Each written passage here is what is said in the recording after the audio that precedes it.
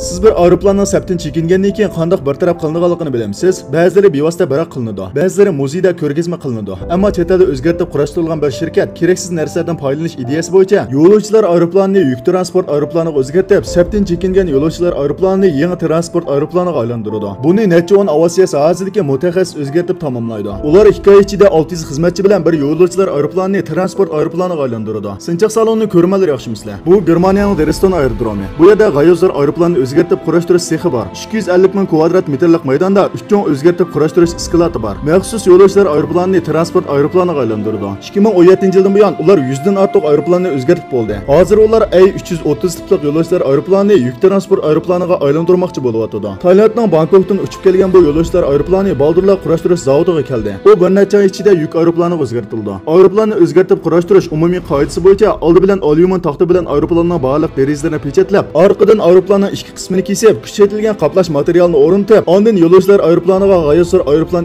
ichki qismiga 50 joza o'rnashtirdi. Orqadan pol qurilmasi o'rnatilib, haydash bo'limchisi bilan mol bo'limchisi ayirib o'tildi. O'zgartirib qurashtirishga bek oldirab ketganmi? Bu A330 tiplik yo'lovchilar aeroplani qo'ndigan chog'da turmush tutolmay, aeroplan chog'idan is chiqib ketdi. Xizmatchi xodimlar darhol o't o'chirish avtomobilni chaqirdi. Elmi yaxshi boshqa cho'nch chiqmadi. Bu aeroplan Osiyoda 20 yilga yaqin uchib, 65 ming soat uchgan. Aeroplanni biroq qilish mumkin emas. Yuk aeroplaniga o'zgartirib davomli vazifa o'taydi. Ma'nodagan chog'da A330 tiplik aeroplan xodimlari bilan aeroplanda xotira suratga tushdi. Ondan ular qiymagan holda ayrildi. Orqadan ular aeroplanni o'zgartirib qurashtirish zavodiga so'rab kirdi. Bu A330 tiplik belgilik aeroplanning uzunligi 64 metr bo'lib, 440 yo'lovchi o'ltirisi bo'ladi. Ular avval aeroplanni tekshirib, har qaysi taraflarning iqtidorining buzilgan yoki buzilmaganligini sinaydi. Xizmatchilar oldi bilan bu yo'lovchilar aeroplanning motorini o'zgartirdi. Oldi bilan 5 odam motorning sirtqi qismidagi havo oqimini tengshash qapqiqining bir qismini elib o'tadi. Onda ular kran orqali g'oyat zo'r oldi qismidagi havo kirish qapqiqini elib o'tadi. Diametri 3 metrga yaqin keladigan shamoldurg'ich echilib bo'ldi. Bu diametri 3 metr keladigan gaz kirish qapqiqi. Butkul motorning eng qimmat zapchastlarining biri. Putli kashonlarning hammasini elib o'tgandan keyin ham motorni elib o'tgandan keyin orqadan alohida qurilma bilan motorni azizdan tushiradi. Buning bilan motor butunlay chuvib o'tildi.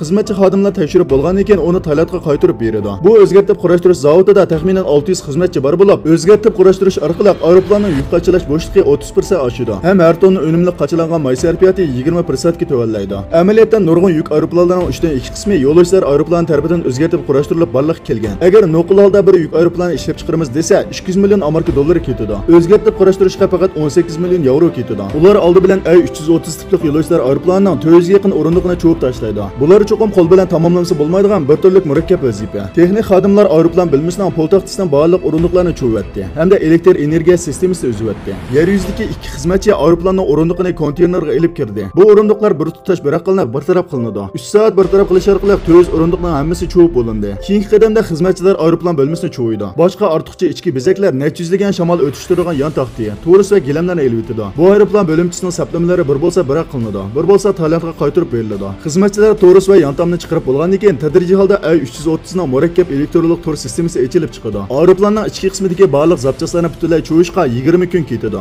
Sirtda o'zgartirib qurashtirish xizmati boshlanishdan burun ular avval taxtipar bilan yo'lovchilar aeroplanni qurishib oladi. Buni qilganda xizmatchi xodimlar texnik qulaylik mashg'ulot qila oladi. Ishchilar kesish mashinasi bilan qalinligi 8 mm keladigan alyumin materialni kesadi. Ular 2 bo'lakka bo'lib kesadi. Shunga aeroplan o'lib tushmaydi. Oldi bilan aeroplan ustidagi qapqoq almashtirilib, qalpoqliq mix bilan tutashtirilib, ondan aeroplanning ostidagi qismini kesiladi. Kesishdan burun aeroplanning ichki qismiga bir butur ramka o'rnatib, aeroplan gavdasini muqimlashtirishmi aeroplanning umumiy shaklini o'zgarib ketishining oldini olish uchundir. Hozir aeroplanning usti qismi kesib o'tildi. Bu materialni qaytarib kelinadi. Orqadan alohida mexanikalik iqtidorga ega yangi zapchaslar o'rnatildi. Yangi zapchaslar qurilma jihatdan yuk aeroplani yasashga texnik muvofiq keladi. Ondan aeroplanning ustidagi 5 xizmatchi xodim uni ehtiyot bilan o'rnatadi. Orqadan aeroplanning ichki qismini mustahkamlashga to'g'ri keladi. Ular yana aeroplan bilmasidan kirish eg'izi atrofidagi alyumindan yasalgan terak jozni kuchaytirib almashtirdi. Orqadan ular aeroplanga asosiy ramka qurashtirishga ehtiyojli. Bu yuqori qavatdagi palobini yuk bilmasini ayirib o'tadi. Alyumindan yasalgan qurilma hozirgi zamon qachilash sistemasining asosini hosil qilib, aeroplanning eg'irlik ko'tarish miqdorini 62 tonna oshiradi. Orqada xizmatchilar eg'irligi 600 kilogramm keladigan bu yuk bilimchisini o'rnatadi. Uzrab qisqarlaydigan yuk bilmasining ishki har bir transport aeroplanining asosiy qismi. Uningga o'rnatilgan suyuqlik bosim sistemasi kelgusi 20 yilda necha 10 ming qatim echilib yopiladi. Aeroplanning sirtqi qapimi 60 kvadrat metrlik o'zgartiriladi. Yeshil rangli ta'siri chirishning oldini olish xususiyatiga ega. Chunki yuk aeroplandagi yuk sandiqlari bo'shliqdagi go'zal manzarada nozirni olmaydi. Shunga ular hozir 94 derizning hammasini etib etish kerak. 50 shakllik zapchaslar alyumindan yasalgan. Shunga nihoyat yeni kam keyingi mezgildagi asrash narxi nihoyat to'van. Sirtki xizmatdoshlar arg'amchini tartib chiqarishga mas'ul bo'ladi.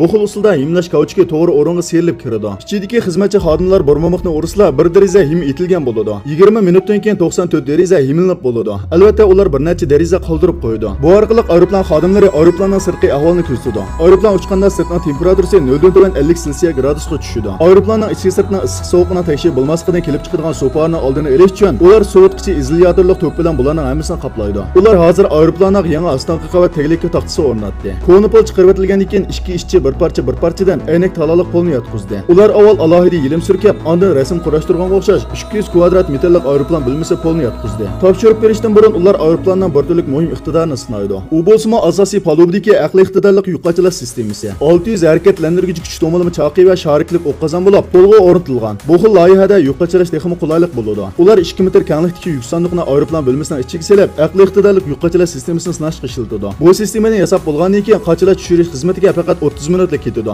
Yana eg'aliqni butun aeroplanga tekshir o'rlashtirg'ili bo'ladi. Bu sistema haqiqatan qaltis. Kabinka ispardisi orqali mol bo'lmachisidan ayriladi. Agar ehtiyotsizlikdan hodisa yuz berib, mol bo'lmasiga o't ketsa, uchuvchi uchish jarayonida o'tni o'chira olmaydi. Shunga cho'qim darhol yaqin atrofdagi aerodromga berib qo'nish kerak. Bu mezgilda ispardisi orqali ustakning haydash bo'limchisiga kirishni to'sqili bo'ladi. Bunday bo'lganda uchuvchi aeroplanni texmi yaxshi haydab qutqizishga ulgura oladi. Mana bu ispardisining roli. U butunlay degudek tavsiya oladi. Ispardisining keyinda mol to'sish to'g'ri bor bo'lib, aeroplan jiddiy qo'nishga majbur bo'lganda, bo'shab qolgan mallarning aeroplan xodimlariga tushib ketishdan saqlanғылы bo'ladi. Ular bu qatim o'zgartirib qurashtirishda xaridorning talabiga asosan qiymati 12 ming yevrolik qahva mashinasini zakaz qildi. Bu 90 ming xalq puliga teng. Aeroplan o'zgartirib qurashtirishning oxirgi bosqichida texniklar kabel simi sonini izolyatsiya mashg'ulot qildi. Bu avasiya elektr uskunalari va boshqa barliq elektr uskunalari, elektronlar hamda simlarni o'tdan mudofaalash materiali bilan pechatlaydi. Oxirida ular bu yuk aeroplanning eg'irligini o'lchaydi. 18 million yevro xarjlab o'zgartirib qurashtirilgan transport aeroplani hozir tunji qatim uchmoqchi. Tunji safarda u Angliyaga uchdi. U yerda bu aeroplanning egisi uningga sirpurga boshqacha rangga o'zgartirdi. Undaqda to'rdoshlar o'ylab boqsanglar, aeroplanning boshqa yana qanday qatnash vositalarini o'zgartirib davomli ishlatgan bo'ladi. Bildiganlaringizni inkas rayonida to'rdoshlar bilan o'rtoqlashing. Mazmun yarg'an bo'lsa, yulduz belgisini besib qo'ying.